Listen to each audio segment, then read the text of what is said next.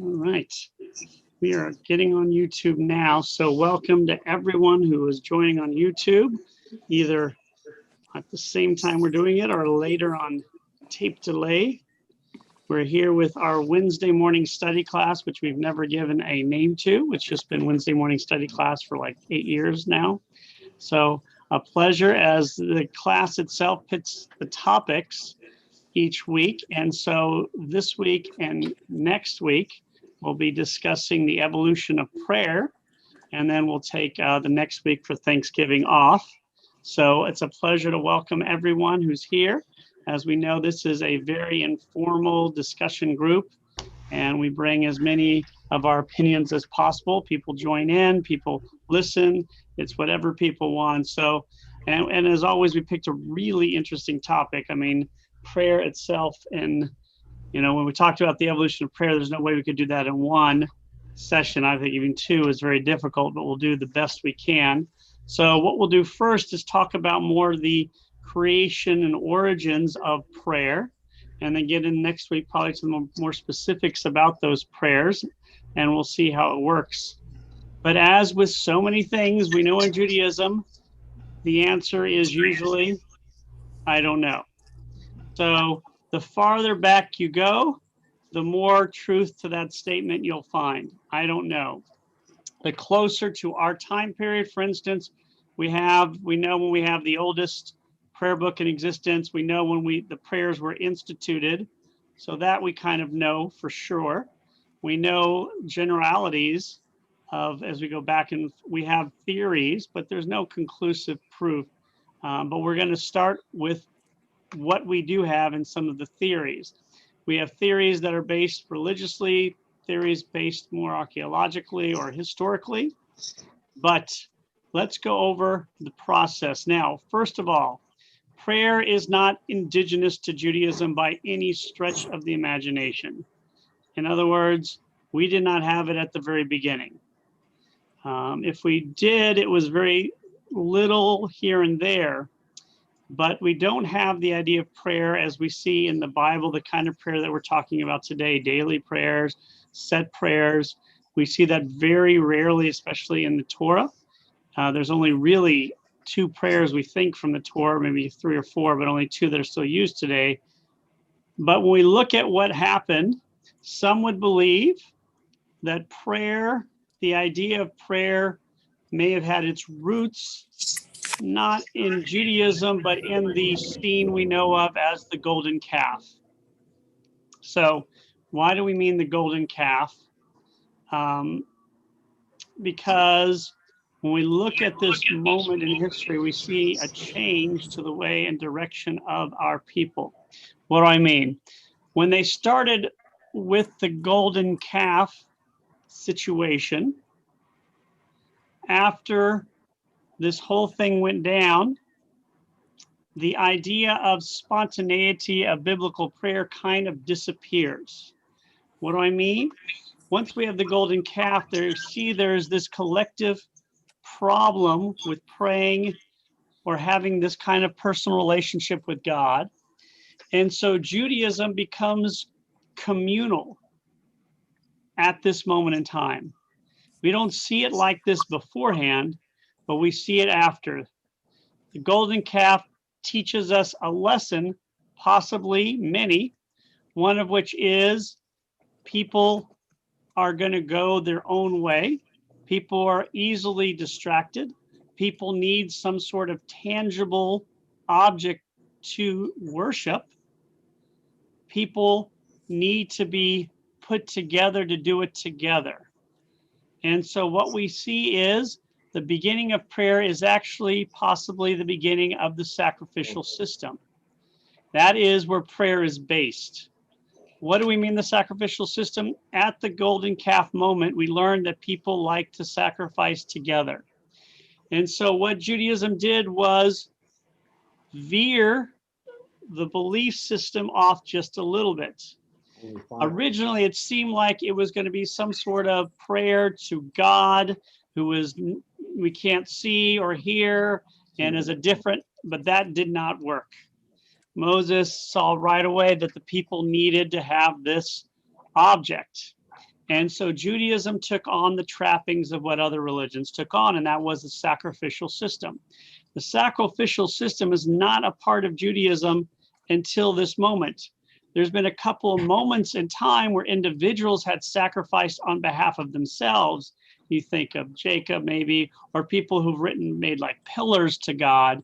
Certainly Noah sacrificed animals, but it was not a major part of Judaism. There was no priest up to the moment of the golden calf. Really, this all changes, and our direction is towards sacrificing an animal at one place to keep the people united.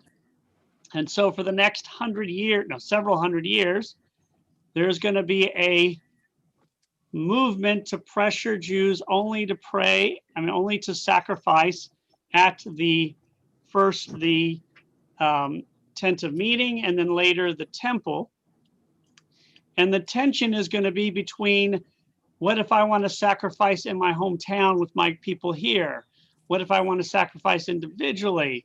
And this is the tension. As the rules simply states, you sacrifice at the tent of meeting or the temple, versus people who do not want to travel there, people who want to do it themselves, people want to have relationship with gods and want to create a different type of Judaism where maybe our God is the chief God among other gods. And so that's the tension. Are there instances of prayer? Yes, there's some instances of prayer. We have the Shema. We have the priestly benediction, which is probably the oldest prayer that's been in use in the way. We see individuals using the word prayer. I pray for my children, as we see Isaac and Rebecca. Jacob prays before meeting his brother as he thinks his brother is going to kill him. There may have been some sort of prayers at the temple even that we do not know. There's little hints here and there that there may have been prayer, some sort of minor prayers used. We turn into birds. One more time. But the actual idea of prayer had not taken hold of Judaism at all. It was really centered on this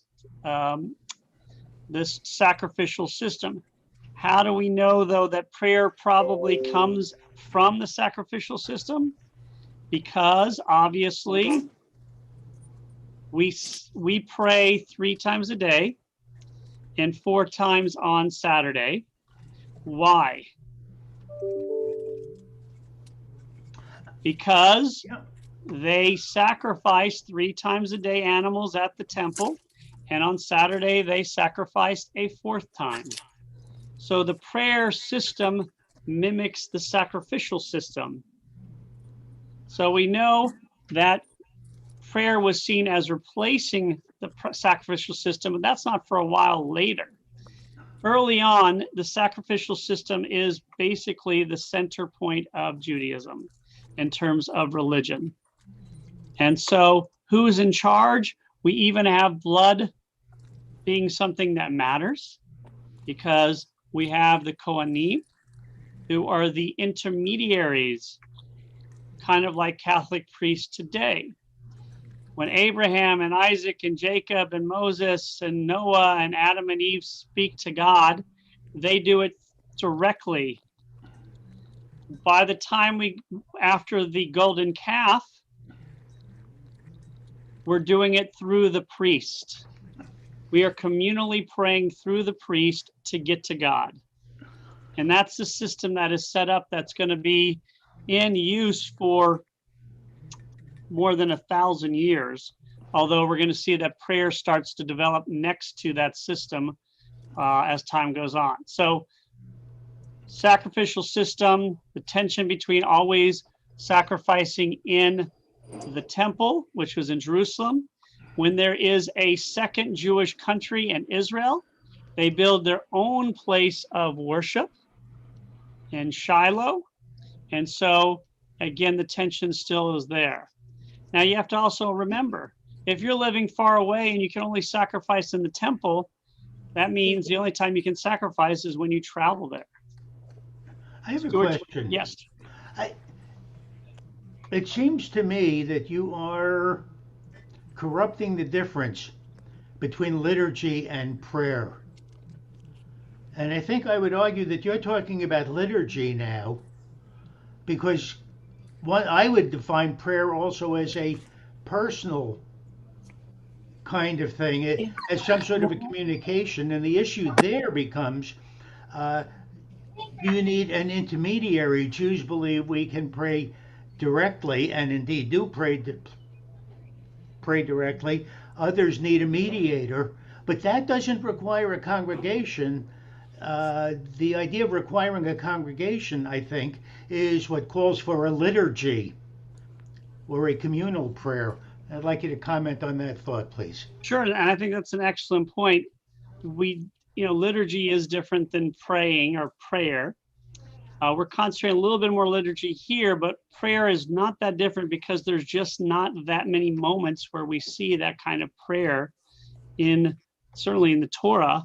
In the Bible, you see praising of God quite a bit, but you see this prayer that we don't see. I think certainly people were praying to God and are asking God for things, certainly, but there was a united effort to keep people from praying individually to God and do it through some sort of sacrifice. Now, there were set sacrifices each week, but that doesn't mean there weren't other sacrifices going on as well. They had plenty of sacrifices all day. So if I wanted to pray to God individually, one of the ways I might do it is to go to the temple and sacrifice something there. And that was kind of the relationship with God. But certainly people were asking for gods and probably personally thanking the gods or the individual god, depending on what they were. But for the first several hundred years, there's a very big tension between this need for individuality, this need to individually pray, and this need to keep everyone on a united front believing in one God. And they chose the communal effort above the individual. So when we read the Torah, the last 4 books are very communal in nature. It's the people of Israel doing something. It's the people of Israel, the people of Israel, the people of Israel. It is what I do affects all of you because we're part of this community together. That will change as time goes on, as we understand. But the Torah and the early parts of the Bible, all the way probably through the prophets or most of the prophets, are very concerned with Jews believing in one God, being ethical and not straying from the path. And there is a very overt belief that if we do things individually, we are going to stray. If I go hang out with these group over here, think about when you're kids, your parents want you to hang out with a certain group because they know if you'll hang out with this group, you may become like them. They don't want me hanging out with the band because the band kids are too violent. That's a joke. They do want me hanging out with the band. They don't want me. So this is the concern. And so what you see is people stray from the path of sacrificing to God. And the Bible continually says they're straying and they need to be brought back. They need to be brought back by the kings, the good ones. That's why Hezekiah is venerated, because he brings sacrifice just to the temple again. That's why Josiah is venerated, because he does the same thing. That's why the prophets are venerated, because they keep telling people to behave. But we don't see what we would see this acceptance of prayer, or certainly not the prayer system. But certainly we know people were definitely praying to God. I mean, there's no way they weren't. And you even have prophets like Hosea who said the offerings of our lips are more important than the offerings of bulls. So you see prophets really starting to rally against this temple system. So we have the sacrificial system. It's in place. Yes, Flossie. Explain the sacrificial system. How far does that go back, and what was tended to be sacrificed? Perfect. Good question. The sacrificial system we see is created right after the golden calf, immediately afterwards. Aaron is named the high priest. The Levites are named the lower priests. The tabernacle is built, and the Everywhere you travel with the tabernacle, you put it down and the community sets up around the tabernacle, which is the center. Then they will list several types of sacrifice that are enacted. There's sacrifice for guilt sacrifice. There's sacrifice for a wide range. There's the ones you can bring individually, but you will sacrifice in front of other people. So if I'm doing a guilt sacrifice, other people know I'm guilty of something. But the main sacrifices are the ones the priest does on behalf of the people. So it is really a way of organizing their type of system to go through these priests to keep everybody honest. However, we also know that priests are human beings, and some of them are going to become corrupt, and some of them are not. And so the system itself is flawed because of the fact that you need people to institute it. And so, yes, Larry. Yeah, I was just going to go back a little further and ask about the binding of Isaac, or the sacrifice of Isaac. You know, I guess they've changed the word to a lot of you know, to use the word binding more often now than sacrifice. But truly it was, you know, a sacrifice at the time, and kind of the lesson that I remember hearing from many rabbis and clergy is that, you know, it was to show that God was merciful and that we were not going to sacrifice human beings any longer, and that they sacrificed the animal instead. So the idea of sacrifice goes back well before the, you know, the golden calf. But you're linking now sacrifice to prayer.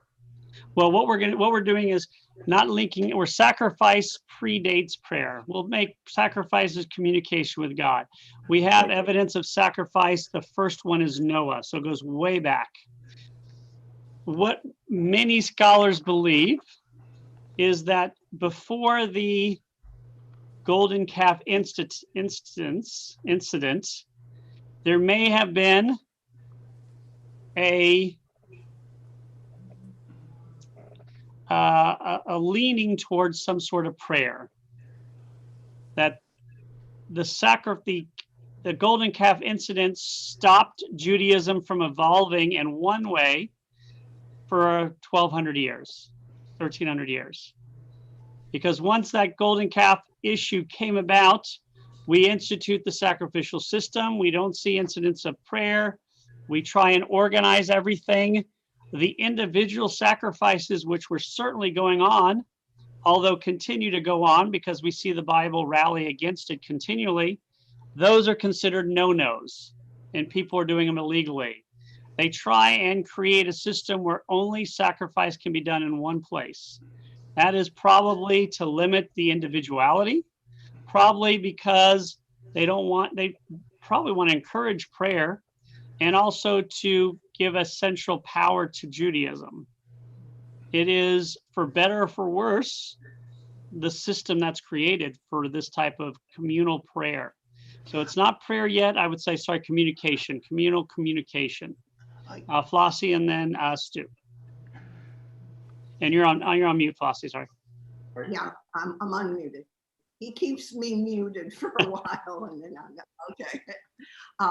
Is that when the idea of a minyan started coming about, as far as communal, but it's stronger if you're in a group of 10 versus just doing it by yourself? That's a great question. The minyan comes later, but the idea behind the minyan is based on this belief that we have to be a community. The Bible is communal in nature. It is, God speaks to the people. The people itself are an entity in the Bible. So we see more often the idea of people praying, coming together to connect to God than individually. And so now, of course, we see individuals' connection to God, you know, David and the prophets, but generally speaking, the people are the main character in the book. It's not the Jewish individual, it's the Jewish community is the major character along with God. So this is how things go for a very long time. Were they praying almost certainly people were doing some sort of praying to God. People were doing obviously individual worship because the Bible says how bad it is so often. But we do see a couple of prayers here and there, especially in Psalms and individuals, but we don't see any collective prayer system or any support for prayer over the sacrificial cult. So when does it all change? That is the debate. When does prayer begin to be part of Judaism? Some would say before the destruction of the second temple. Think about after the Maccabees. Others would say during the exile, after the destruction of the first temple. So those generally are the two areas where people link prayer to in its origins. So you're talking 600 BC versus 6th century BCE versus 1st century BCE. So a significant difference in time, showing you how little evidence we have of any prayer at all. That there's a 500-year difference on when they think prayer started, maybe 400-year. But those two events have a very important characteristic in common, and that is the diaspora. It may be, I think, that this whole idea of coming together really was a way to promote monotheism, because up to that period of time, all of the other cultures, when somebody wanted some particular thing to happen or item to be gained, they prayed to individual different gods. And now this coming together at the time of the golden calf and beyond is saying, let's only sacrifice in one place, because what that accomplishes is that now you're not praying to a different God for each thing that you're praying for each bit of sustenance, but you're praying to one God for everything. And that gets promoted by forcing it all to be in one place. If you leave the people dispersed, then you're going to have them ultimately fall into different types of prayers and fall back to polytheism, perhaps. So I wonder if this isn't really a structure that God created to encourage monotheism. Well, I don't think that way. I mean, that's almost certainly the case. I mean, that's 100% on board. I mean, that is what it all seems like. I may have made it seem like it was a selfish thing, but it wasn't. The idea of having one place to pray was to try and ensure that people believed in one God. And those who were doing it otherwise usually probably didn't, although they may have believed that God was superior over other gods. Some of them may have done their own sacrifices and still believed in one God. But the Bible, up to the destruction of the first temple, really centers on let's keep people praying in one place together as a community. The destruction of the first temple is an essential moment in our history, because without it, who knows if we would have remained Jewish. In looking back, it may have been the moment which cemented monotheism. So what do I mean? When any other group of people had their temple destroyed and were taken into captivity somewhere else, they assimilated. That's just the way it works. So when the Assyrians and then later the Babylonians destroy all these communities, they bring them back and they are assimilated. In the case of the Jews, they're taken into exile in Babylon, the Persians then take over. We don't know what they do when they leave Israel, except we know they stay together. We know they stay Jewish. So even though they leave, even though their temple of their God has been destroyed, which is usually a symbol that a God is dead or is no longer powerful, this group of people said, no, God is still existing. God didn't die. It was our fault. We made a mistake. We didn't pray hard enough. And so they stay a collective Israelite community in captivity in Babylon and then Persia. That we know for sure. This is probably when we become Jewish. This is actually when the word Jew from the tribe of Judah comes into play. So when they are invited back or allowed back to go back to Israel, probably the aristocracy stay in Persia, and kind of the people who are adventurers or debtors or people who are from lower classes move to Israel to restart the temple. And so you have two groups of Jews now praying to one God, those in Persia and those back in Israel. In the 5th century is when prayer, some believe, really starts to take hold. Why? Because in the middle of the 5th century, two important figures from Persia come to Israel, bringing with them upper class educated people. And this is, of course, Ezra and Nehemiah, or Ezra and Nehemiah, the scribe, which is Ezra, and Nehemiah, which is the governor. So they come, and you now have this elite group of people coming from Persia, mixing with a Jewish community that has stayed Jewish in some way for 80 years or so. And Ezra is the scribe who requires people to read the Torah, we think, the 5 books. We can't prove that. And so he brings this idea of communal gathering for recitation of the reading of the Torah. And some believe that it was him who initiated the idea of prayer, that he created with what they call the Great Assembly, which we talked about last week, a men of this Great Assembly, which is this famous assembly that predates the Sanhedrin that we have absolutely no evidence existed except from some writings here and there, that along with the assembly, he started the first prayer system, or the first official prayer, which today we call the Amidah or Amidah. That is one of the thoughts, that this idea of prayer started with him, and then with the Great Assembly, and that they wrote one major prayer and others, that even some of the Psalms may have become part of prayers that they're used, and that is passed down through the generations. Again, we have no proof.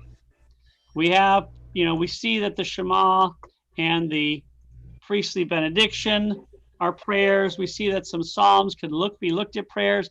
We see at times people using the word prayer, but it's not really part of the official system we see. We do see little snippets here and there, though. So there probably was some sort of prayers going on along with these public readings, which we do have from the Bible and the book of Ezra and Nehemiah saying that. We also have the book of Daniel, which some trace back as he was living during this time period, although the book would have been written much later, that Daniel was actually praying 3 times a day. That is the first indication of that we will be praying 3 times a day later on, although we don't have any proof that it was ever instituted beyond Daniel saying, I pray 3 times a day, just like they sacrifice 3 times a day. So there is no official way to know where the prayer started, or the idea of prayer started, or if there was a cohesive prayer system inactive. Later rabbis say the Amidah came from Ezra, but there's no writing during those periods to say that is true or not. So most likely it would have been passed down by word of mouth as opposed to written down. If we ever get a scroll with the Amidah from the 3rd, 4th, 2nd century, then that would be conclusive proof, but we don't have any of that. Any questions before we start going into what we do know, Larry? I remember some of the rabbi's sermons about reading about the book of Samuel, where Samuel, the mother is thought to be drunk and she is praying, and she's praying in sort of a mumbly kind of voice. And many of the rabbis used to say, well, that's, an indication God hears many voices and things like that. But so there was I don't know the chronology of the timing, but apparently she was in some sort of a sanctuary or a temple at the time praying, and that's when the whole story of Samuel, I think, takes place. That she says, if I have a healthy son, I'm going to give it to God. Is that predate? Oh yeah, that is a great example. I probably should have brought up. That's probably the most important example of prayer in I don't want to say the most important, but one of the most important examples of prayer in the Bible is Hannah going up to the door of the high priest and begging God that she'll have a son. So prayer definitely existed. I mean, there were people praying individually. We see enough of it to know that they were doing it, but we don't see Judaism fostering any sort of we should pray to God or we should pray together to God. Remember, Judaism is a communal religion. The idea is, what does the community do? The community sacrifices animals. We don't see the community praying until possibly the time of Ezra. It does not say, and the community, using the word prayer, prayed instead of sacrificed. We don't see that in the Bible.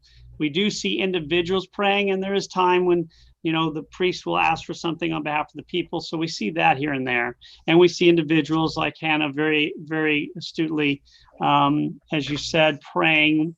And of course, earlier pre-Egypt slavery through Abraham, Isaac, Jacob, Noah, Adam, and Eve. We see talking to God. We see the prophets asking for advice from God. So there's definitely some of that. But the Bible itself is not proposing we should be praying to God as a community. We are a communal religion. We do this through sacrifice. Until later, as we're going to see, as times change, really starting with the exile in Babylon, plus the fact that we go to an area that's very educated, so we become more educated and much more literate, which of course prayer and liturgy are certainly intertwined. So we don't have a record of what we're doing, except for we see that Ezra says we set up times to read the Torah. We're not even sure the Torah or the writings he's talking about are the Torah we have today. But we do see that Ezra was doing some sort of reading of scripture. That we see. And so we know that was happening. Now, when does prayer come into the point where we can start finding some evidence of it? Probably post Maccabees. And what we see, and this is of course going to be post biblical. So the Maccabees are not in the Bible. They're in books written probably before the Bible was canonized, but they don't get in the Bible for various political reasons and other reasons. But what we can surmise is that at some point, these famous two groups are divided, and they become the Sadducees and the Pharisees. So this is probably when prayer starts to really grab hold. We don't know if there were synagogues before this time, but there probably were little mini temples, because we have that phrase, kind of mini temples that people had set up. But now we're starting to see prayer creep up as a reaction in many respects to the corrupt nature of the sacrificial cult. It's corrupted by, again, the sacrificial cult itself is not corrupted. It's corrupted by individuals. And if you give too much power to one person or one family over time, we know what is possibly going to happen. At times you had probably venerable, honorable men in charge of it, and at times you didn't. But after the original Maccabees take back Israel, their next generations and even themselves become corrupted in many ways and care more about money and being Greek and the sacrifices and control. Then this alternative group arises, and you have to understand what is essential to this revolt or rebellion in many ways, not necessarily a physical one. If, Larry, you are a priest, your power base is in the temple. That means I have to do something that is different than what you are doing. I have to say we should not be connecting to God through Larry at the temple. We have to do something outside the temple, away from the temple. And the Bible has been very clear for hundreds and hundreds of years that the only place you're supposed to sacrifice is in the temple. So if I want to say, I want you to pray at my temple instead of Larry's, I am very clearly going against what the Bible says. But if I say you should be doing something else because sacrifices is corrupt, I can then point to the prophets and say, look at the prophets. They're saying the same thing I am. We shouldn't be sacrificing. We should be connecting to God in another way, maybe even communally or maybe even individually. And this is where we start to see the idea of study and prayer competing with the sacrificial cult. Now, is it just about prayer and study versus sacrifice? Of course not. We know there's a lot of politics involved. There's a lot of power structure involved. We know that the Pharisees, when they're starting out in their small group of rebels, they are probably very honest maybe, but as they get powerful, many of them become corrupted as well. Power corrupts. But the idea is it is a competition. We know this competition existed. We have the biblical works. We have other works that the Apocrypha, the Pseudepigrapha. So we know this battle for the soul of Judaism is going on. And it is waged politically, spiritually, economically for century, maybe 2 centuries. And we know at times, like with the Sanhedrin, we don't know if the Sanhedrin existed, but it's sometimes if it did, it seems to have been filled with Sadducees, but at other times it seems to have been filled with Pharisees. So, yes, Larry. Yeah, the comment on the corruption of the the sacrificial cults. Is there anything in the Bible about the fact that the priests were not a landed gentry, so to speak? They were not given territory like the tribes were, and that in order to pay the priests, in order to give them some compensation, that the practical idea of giving a sacrifice so that they would have food and they would have these, sustenance of some sort. Is that biblical or is that a commentary? That is very biblical. That idea is started from the very beginning. When they go into the land of Israel, there are 12 tribes who are given land. The Levites are not one of them. You say, how can there be 12 tribes if the Levites aren't? Joseph is given 2 tribes. So if you give Joseph 2 tribes, that means there are 13 tribes. 12 tribes are given land. 1 tribe, their members are sent to all of the different places to set up worship, to set up ways to create the sacrificial cult. So for instance, let's say Stuart and Michael and Flossie and Larry and me, and let's say all of us were part of the priestly group. We're all priests.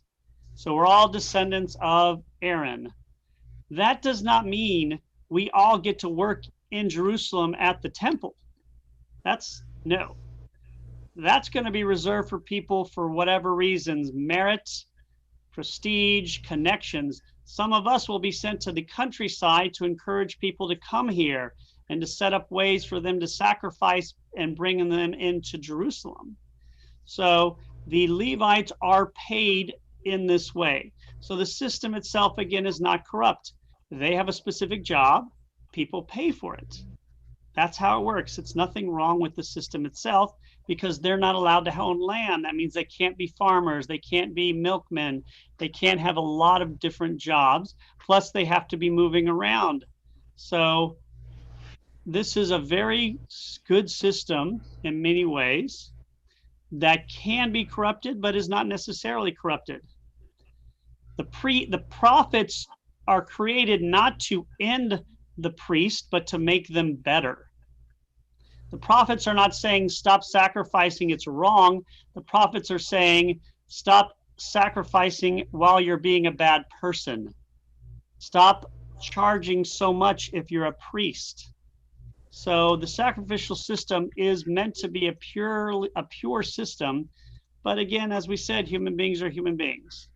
Would So you say it's similar to, the Martin Luther with the indulgences? very similar, very. Where you could buy your way to heaven by giving a contribution to the right person? Is that Very what was likely. happening? Yeah. It would have been exactly like you buy your way into heaven, because they may not have had that belief in heaven that we have. But certainly there was bribery. There was probably people doing what they weren't supposed to do. There was nothing to do with, priests were supposed to get married and have children, so that wasn't an issue. But being corrupt, taking money, controlling what people had, what land, helping to control. The priests were more powerful than the kings at times. So you think of, what's his name in the Three Musketeers? D'Artagnan. Not D'Artagnan, de Richelieu. What's his name? Yeah, de Richelieu. Yeah, exactly, de Richelieu. Oh, With the cardinal. He is more powerful than the king. And that certainly is the case at times, that priests would have been probably more powerful than the kings. As we know, it all depends on the connection the kings have, the power of the individual. David obviously was more powerful, Hezekiah, but not everybody was David. And even as David was dying, there's a feeling that he was not in total control of the kingdom. So we have evidence of synagogues being erected, evidence of the Torah being read, evidence of some sort of individual prayers being said. Now, remember, they are simultaneous with the sacrificial system. This all changes in the year 70. This is the monumental moment that changes the direction of Judaism completely. Because the Bible has spent so much time telling us we can only pray at the temple in Jerusalem. That has been the priest's credo for a very long time, ever since the building of the Second Temple. So when the temple is destroyed and Jews are not permitted to live in Jerusalem, the power base for the priests crumbles very quickly. Because now they have no power, they have no income, plus there's just been a war, so they are decimated. And this is when the rabbis and prayer begins to take hold. This is when the rabbis will come together and create the codification of the Bible. This is when we believe they will start in this kind of, that prayer starts to take over. We see in a book written in 200, the Mishnah, that we'll talk about in a little bit, that prayers are already in there in some ways. We do not see a prayer book, though. We won't see a prayer book for a long time. We know there are individual prayers for a wide range of things now. And so this is when prayer and then services are going to probably take over. Any questions so far? Okay. So, Rabbi, Rena has one. oh, sorry, Rena, go ahead. Sorry. can you see me? I can't, Oh. sorry, Rena. No, I came in at the end, but Always welcome when you this come may at be the a dumb beginning. question. No, not at I all. know I had to go to PT, but this is maybe a dumb question. When did rabbis begin? Like, we're called rabbis, not priests, but rabbis. Great question. Now, you guys have all heard, is that your question, Flossie? Yes, Rita, Yeah, it's a great that was question. Flossie's That question. was my question too. Okay. Now you handle two at one time. Okay. You guys should go on tour with that. Well, what you have to understand is we've all heard of Rabbi Hillel, obviously. right? He was not called rabbi. That is a later thing. So the word rabbi is post temple destruction. So after the temple is destroyed, that is when we first hear this word being used to reference the great teachers of the age, who are now going to become the great leaders of the age. They're no longer the opposition people. And we're talking the big wigs like Gamliel and Yehuda Hanassi.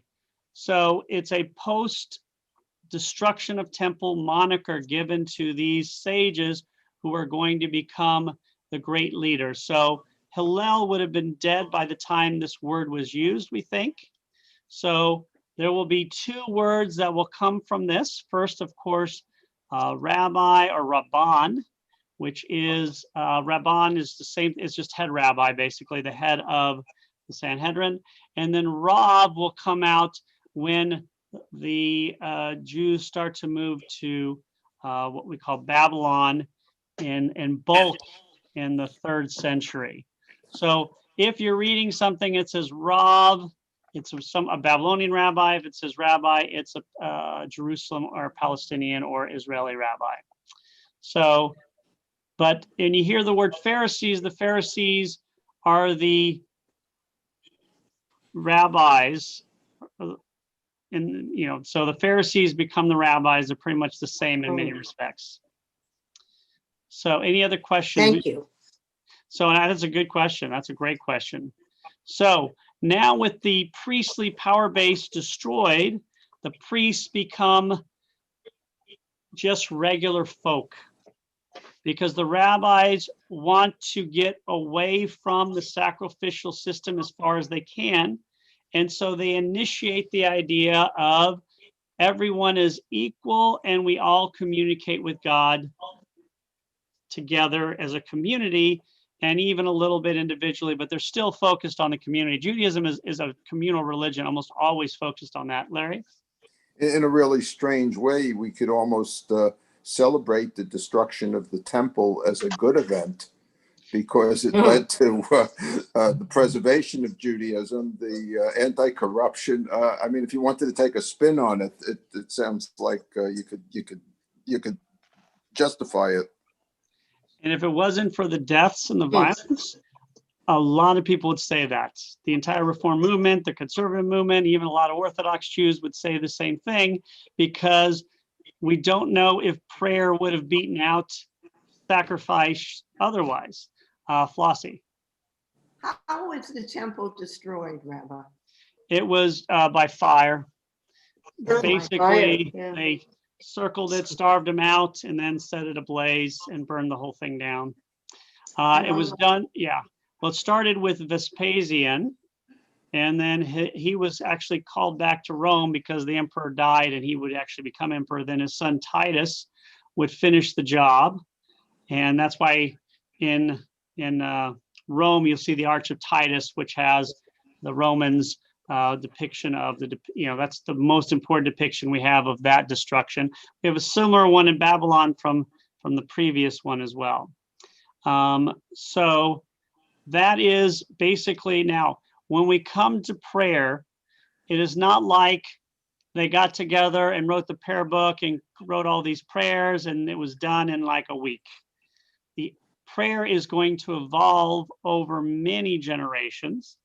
And as I said, it's probably what we call the prayer book is not going to be instituted in the way we think till the 9th century, probably. And the one we have today, probably not till the 12th century.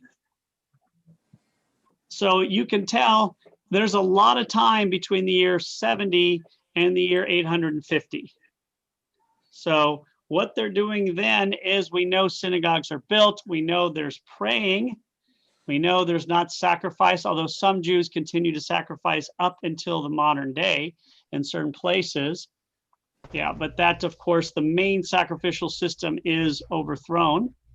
So they will be praying in different ways, but we don't know exactly what prayers or how they did it, but we have some thoughts on it. And we can look at books called the books of the Mishnah, the book the books of the Midrash and the Talmud, which doesn't go into prayer as much as we might think, but they do kind of speak about it a bit. So we have to go into these books to see exactly what we're praying. We also have, of course, the Dead Sea Scrolls, which are very helpful in a wide variety of things.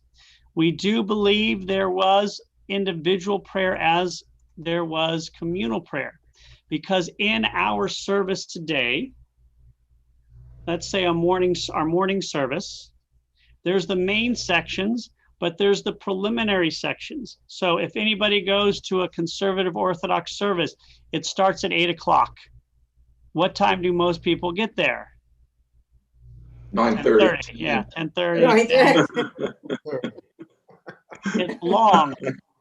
Well, all of the preliminary prayers can be said individually. There's actually 2 sections of preliminary prayers. The first section is almost always done at home. So we know there are individual prayers there, but the main prayers obviously are the ones you do communally when you come together. So we know they were praying individually. We know they were still stressing communal prayer. We know that they were the idea that we all were praying directly to God as opposed to sacrificing through priests. This is all now taking over. And we're going to see then next week what they did with the prayer system, the individual prayers, and then the prayer book, and how they came up with what we have today. And we'll go kind of step by step as far as we can. We'll probably talk a little bit about the Haggadah and other things like this. But we have to remember one thing. Oh, Michael? Yeah, at this time, you were talking about community, but as they were dispersed, was prayer different? I mean, the thing today is, of course, you can go to a shul in Prague or Nairobi or, Buenos Aires, and, you'll know what's going on. Same. Almost certainly there were some prayers that were not the same. There were some who were probably maybe even praying in their own language. So we do know that there was connection. There wasn't that many Jewish communities. I mean, we know there was the one in Babylon, the one in Egypt. Jews would go farther out, but the Jews still stayed in connection, and the main communities would end up being Israel and Babylon until about the year 200, 250. So, but yes, almost certainly there were people doing individual things. I mean, you go to different synagogues and they have different things. You have, for instance, a lot of them have the stars and what is that called? Astrology. They have different symbols, and it's not the same all around. You see different symbols, you see different passages from the Bible. So there probably wasn't this cohesive prayer system yet. It's in many ways amazing that we stayed one Jewish people. What was cohesive was these major bodies of study and learning that they would send out edicts to different places. Larry. Yeah, I was just going to jump ahead a little bit. You'll probably cover this in the next session, but in today's world of prayer, prayer is generally accompanied by some kind of a sacrifice in the way of giving to charity or something of that nature. Did that come? So, it kind of took a different, people might argue you can't sacrifice because there is no temple any longer, and the temple was the only place of sacrifice. But the idea of the prayer itself is not enough. You have to do something to be an action oriented, like give something to charity or make a change or something, some sacrifice in itself.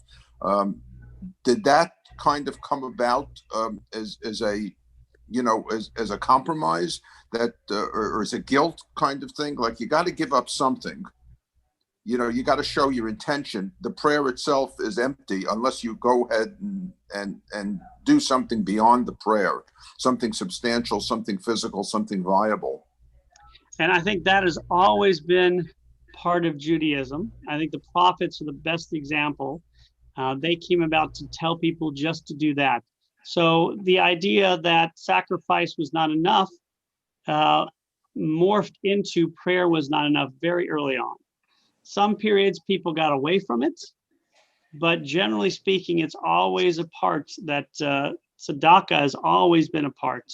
And we have that very early on. And again, the prophets are the most obvious, who tell us that, don't spend just your money on sacrifice, make sure to take care of everybody. So yes, definitely. But again, it's going to be different periods of time. I mean, different periods will look at different ways. Now, did everybody may have been praying the same thing, like the Shemona Esrei, the Amidah? There are those who believe that prayer was being used throughout, that it was already written and it was being used in a lot of places. And we'll go over the evolution of that prayer, particularly because it's important. It's called Shemona Esrei, 18 benedictions. It's called the Amidah, which means to stand, and it's called Tefillah, which means prayer itself. So as I like to teach, if a prayer is called the prayer, it's an important prayer. Yes, so, and we'll talk about that next week. So we'll look at this major prayer, the canonization of the prayer book through the group of people called the Gaonim, the early prayer books we have, and then we'll look at the mass production of prayer books, because remember, we can't assume prayer books were everywhere, because books were not everywhere. You did have, Jews were definitely more literate than the non-Jews, we know that, but books are not as easy to come by until the late 15th century after the printing press. And of course, once that, very soon after the printing press is created, we will see the Talmud and then the first prayer books within 30 years start to be produced. So Flossie and then Michael. You told us when rabbis came into, let's say, our way. When did And we're always in your way. You could be in our way. When did cantors or chazans come in? When rabbis had bad voices? Well, That was good. the idea of a prayer leader is pretty early on. You have to understand, rabbis leading services didn't start until probably the 19th century and is really created by the Reform movement in America. They are the real proponents of it. Yeah, before this, it's always been a prayer leader called a chazan or a cantor. They've always had somebody else. The rabbi was more of an educational leader or sometimes a civic leader, depending on where he was. So the rabbi leading services became really a part of Judaism, and I imagine the 19th century America. So if you go to, in most places in the country, in the world, you go to an Orthodox service, for instance, it's not the rabbi necessarily leading prayer. It could be the rabbi, it certainly could be, but Judaism is, at least nowadays, but back then for all men had the same privilege of leading services or reading Torah. And that again was a very much created as a way to combat the priestly clan. It's basically saying, look at us in my side, we're all the same, we're all equal, we're praying together. But on your side, you're all praying through Larry. Larry is, we don't have a Larry. Everybody here is equal. So that's really probably how Judaism wanted to be at the beginning. But because of the golden calf, we were almost forced to institute the priest and the sacrificial system. So it only took us about 1,300 or 1,400 years to fix this one problem. So we're patient. Michael. Well, everybody needs a Larry. Let's get that right. But my question was, and maybe you're going to address this in evolution of prayer, but in early prayer, is there any indication that there was musical instruments? If you read the Yom Kippur service, the high priest is a lot of music. It's joyous. It's very different from today, and yet certainly among Orthodox, you don't have musical instruments. Some conservative maybe a little bit, and of course Reform, you have a lot of music. Is there an evolution there? Oh, definitely. So we know for sure that they were using music, for instance, on the Sabbath. We know that there probably was using music in some prayers, that is going to be evolved out of Judaism. We'll look at the different reasons we can. I mean, obviously, one of them was the creation of the rules of the Sabbath. once they created the rules of the Sabbath, which were based upon the building of the Mishkan, that changed some ways that because you couldn't do musical instruments, because it also was probably combating there's other reasons involved, but there was definitely instruments were being played. Obviously music is still available in all services, but it's not instruments. It's Jeff, did you have a question? Yes, I know the organ goes way back. It goes back to ancient times. And when the Catholic Church considered using the organ in their services, there was a great confrontation that they considered it too much of a Jewish instrument to put into their church services. Really? I'll have to read that because I don't know. Read up on the organ. It goes Yeah. way back, temple times. As far as for us, the use of the organ, the earliest, I guess, recorded incident we have comes in Germany around 1807. Or in this one synagogue in Savannah, Georgia, that is the first to play the organ in the United States, sometime around that time, or probably a little later. So we would have been probably the second, or certainly the first in America, because we played it at our services as early as 1820. Larry. Yeah, maybe this is a topic for another time, but the difference between Aramaic and Hebrew, I assume that the Ten Commandments, the Torah, that was written in Hebrew. Yeah. But yet, were prayers done in Aramaic, which was, I guess, the common vocabulary of the common person, compared to, Hebrew? And who decided on that? If it was that, because you hear a lot of the prayer, this prayers are Aramaic or something. Right. Well, we'll go over the evolution of that now. Aramaic is a different language entirely. However, when Jews were speaking Aramaic, they started using Hebrew letters to write the language out. So that's how the Talmud is written. So some of the roots of Hebrew are the same in Aramaic and some are different. So Aramaic is what we see in the Talmud. Most prayers were written in Hebrew. There were some written in Aramaic, but still most were kept in Hebrew. What happened was, and this is a generality, Aramaic became in many ways the language of the people, of writing, of study. Hebrew became the holy language, the language of prayer only, or maybe study.